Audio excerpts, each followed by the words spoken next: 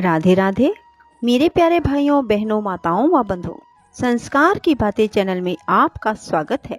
बंधुओं, आज आषाढ़ मास गुरुवार के दिन मैं आपको सुना रही हूँ भगवान विष्णु की कथा। बंधुओं, हर मनुष्य को गुरुवार के दिन भगवान विष्णु की कथा अवश्य सुननी चाहिए, साथ ही विष्णु चालीसा भी सुनना चाहिए। बंधुओं, क्योंकि गुरुवार भगवान विष्णु को समर्पित है। जो कोई गुरुवार के दिन भगवान विष्णु की कथाओं को सुनते हैं, विष्णु चालीसा सुनते हैं, भगवान विष्णु प्रसन्न होकर उनकी सभी मनोकामनाएं शीघ्र पूरी कर देते हैं। बंधुओं, पूर्ण विश्वास सच्ची निष्ठा के साथ ही भगवान विष्णु की कथा को सुने। बंधुओं, यदि आपने YouTube चैनल संस्कार की बातें अब तक सब्सक्राइब नहीं किया तो जरूर करें और बेल आइकन दबाना ना भूलें, ताकि आपको हमारी आने वाली सभी वीडियोस की जानकारी सबसे पहले हो सके। बोलो विष्णु भगवान की जय हो। भगवान विष्णु कहते हैं, राजन, कृकल वैश्य सब तीर्थों की यात्रा पूरी करके अपने साथियों के साथ बड़े आनंद से घर की ओर लौटे। वे सोचते थे, मेरा संसार में जन्म लेना सफल हो गया, मेरे सब पितर स्वर्ग को चले गए होंगे। वे इस प्रकार विचार कर ही रहे थे कि एक दिव्य रूपधारी विशाल काय पुरुष उनके पितामहों को प्रत्यक्ष रूप से बांधकर सामने प्रकट हुए और बोले, वैश्य, तुम्हारा पुण्य उत्तम नहीं है, तुम्हें तीर्थ यात्रा का फल नहीं मिला, तुमने व्यर्थ ही इतना परिश्रम किया। यह सुनकर कृकल वैश्य दुख से पीड़ित हो गए। उन्होंने पूछा, आप कौन हैं जो ऐसी बात कह रहे हैं? मेरे पितामह क्यों बांधे गए हैं? मुझे तीर्थ का फल क्यों नहीं मिला? धर्म ने कहा, जो धार्मिक आचार और उत्तम व्रत का पालन करने वाली, श्रेष्ठ गुणों से विभूषित, पुण्य में अनुराग रखने वाली, पुण्यमयी पतिव्रता पत्नी को अकेली छोड़कर धर्म करने के लिए बाहर जाता है, उसका किया हुआ सारा धर्म व्यर्थ हो जाता है। इसमें तनिक भी संदेह नहीं है। जो सब प्रकार के सदाचार में संलग्न रहने वाली, प्रशंसा के योग्य आचरण वाली, धर्म साधन में तत्पर, सदा पतिव्रत्य का पालन करने वाली, सब बातों को जानने वाली, ज्ञान की अनुरागिनी है, ऐसी गुणवती, पुण्यवती और महासती नारी जिसकी पत्नी हो, उसके घर में सर्वदा देवता निवास करते हैं। पितर भी उसके घर में रहकर निरंतर उसके यश की कामना करते रहते हैं। गंगा आदि पवित्र नदियाँ, सागर, यज्ञ, गो, ऋषि, संपूर्ण तीर्थ भी उस घर में मौजूद रहते हैं। पुण्यमयी पत्नी के सहयोग से गृहस्थ धर्म का पालन अच्छे ढंग से होता है। इस भूमंडल में गृहस्थ धर्म से बढ़कर दूसरा कोई धर्म नहीं। वैश्य, गृहस्थ का घर यदि सत्य और पुण्य से युक्त हो तो परम पवित्र माना गया है। वहाँ सब तीर्थ और देवता निवास करते हैं।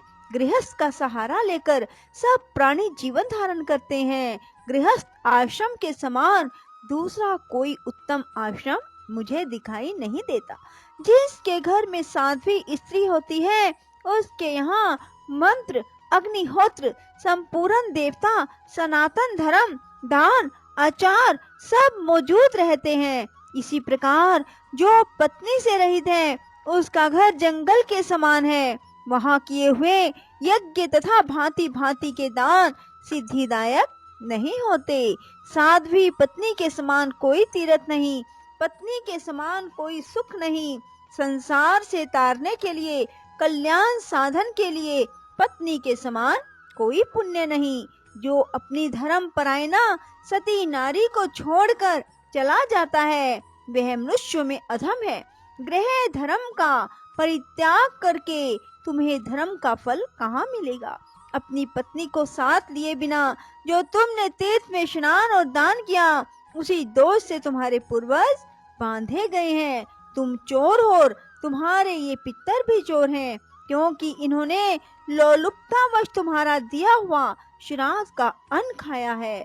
तुमने श्राद्ध करते समय अपनी पत्नी को साथ नहीं रखा था, जो सुयोग्य पुत्र श्रद्धा से युक्त हो अपनी पत्नी के दिए हुए पिंड से श्राद्ध करता है, उससे पितरों को वैसी ही तृप्ति होती है जैसी अमृत पीने से। इसमें तनिक भी संदेह नहीं। पत्नी ही गृहस्थ धर्म की स्वामिनी है। उसके बिना ही जो तुमने शुभ कर्मों का अनुष्ठान किया है, यह स्पष्ट ही तुम्हारी चोरी है। जब पत्नी अपने हाथ से अन्न तैयार करके देती है तो वह अमृत के समान मधुर होता है।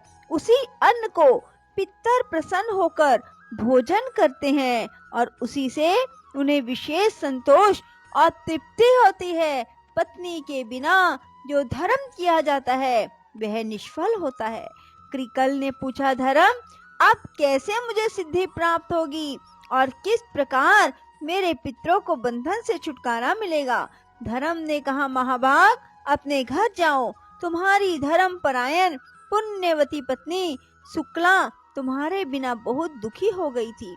उसे सांत्वना दो और उसी के हाथ से श्राद्ध करो।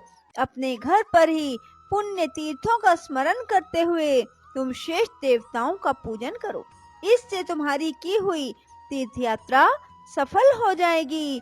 भगवान श्री विष्णु कहते हैं, राजन, यो कहकर धर्म जैसे आए थे वैसे ही लौट गए। परम बुद्धिमान कृकल भी अपने घर गए और पतिव्रता पत्नी को देखकर मन ही मन बहुत प्रसन्न हुए। शुक्ला ने स्वामी को आया देख उनके शुभ आगमन के उपलक्ष्य में मांगलिक कार्य किए। इसके बाद धर्मात्मा वैश्य ने धर्म की सारी चेष्टा बतलाई। स्वामी के आनंददायक वचन सुनकर महाभागा शुक्ला को बड़ा हर्ष हुआ। उसके बाद कृकल ने घर पर ही रहकर पत्नी के साथ श्रद्धा पूर्वक श्राद्ध और देव पूजन आदि पुण्य कर्म का अनुष्ठान किया। इससे प्रसन्न होकर देवता, पितर और मुनिगण विमानों के द्वारा वहां आए और महात्मा कृकल और उसकी महानुभावा पत्नी दोनों की सराहना करने लगे। मैं, ब्रह्मा और महादेव जी भी अपनी अपनी देवी के साथ वहां गए। संपूर्ण देवता उस सती के सत्य से संतुष्ट थे। सब ने उन दोनों पति पत्नी से कहा, सुव्रत, तुम्हारा कल्याण हो, तुम अपनी पत्नी के साथ वर मांगो। कृकल ने पूछा, देववरों, मेरे किस पुण्य और तप के प्रसंग से पत्नी सहित मुझे वर देने को आप लोग पधारे हैं? इंद्र ने कहा, यह महाभागा शुक्ला सती है। इसके सत्य से संतुष्ट होकर हम लोग तुम्हें वर देना चाहते हैं। यह कहकर इंद्र ने उसके सतीत्व की परीक्षा का सारा वृतांत थोड़े में कह सुनाया। उसके सदाचार का महात्म सुनकर उसके स्वामी को बड़ी प्रसन्नता हुई।